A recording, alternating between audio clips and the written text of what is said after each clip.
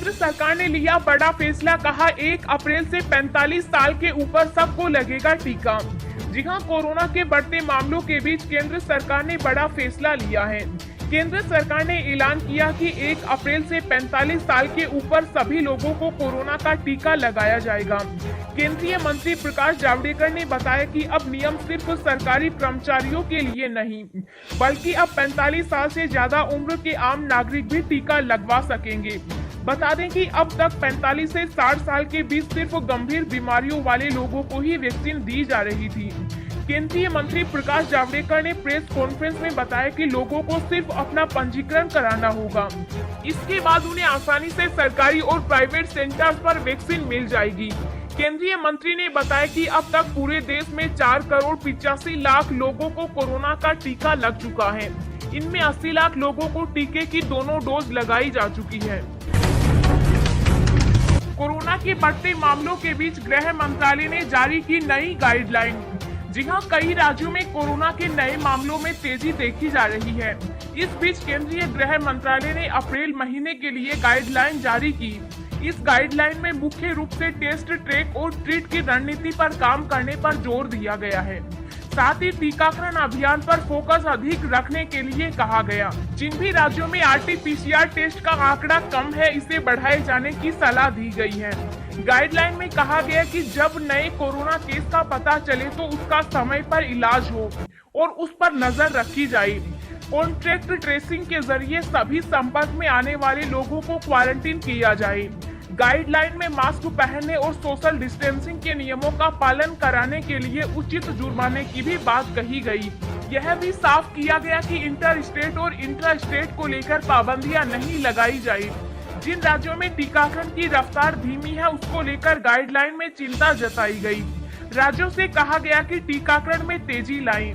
Corona के chain को तोड़ने के लिए यह जरूरी है। महाराष्ट्र, पंजाब, गुजरात, छत्तीसगढ़, कर्नाटक और तमिलनाडु में तेजी से कोरोना के मामले बढ़े हैं।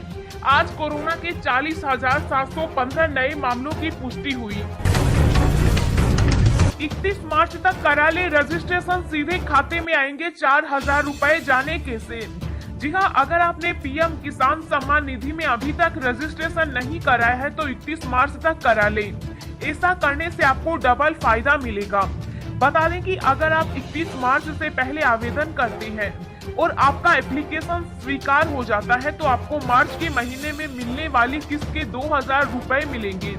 इसके साथ ही अप्रैल महीने में भी आपको 2,000 रुपए का फायदा होगा। केंद्र सरकार की ओर से देश के किसानों को 3 किस्तों में पैसा ट्रांसफर किया जाता है।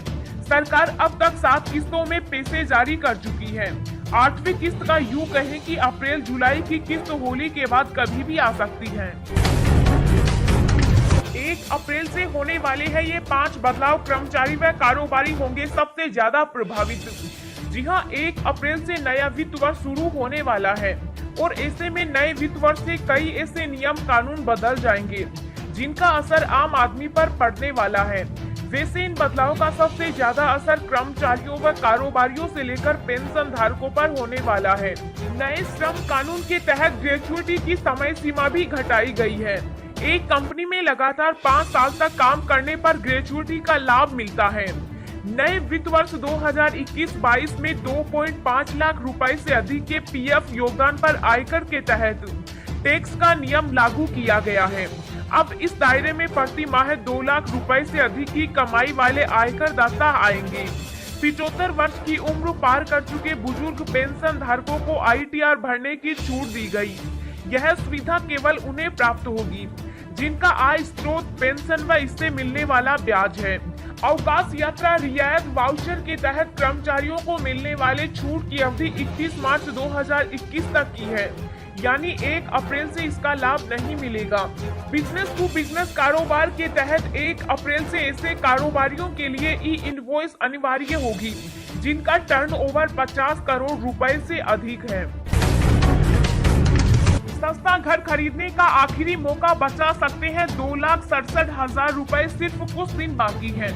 जी हां, सस्ते घर खरीदने का फायदा उठाना चाहते हैं तो आपके पास 21 मार्च 2021 तक मौका है।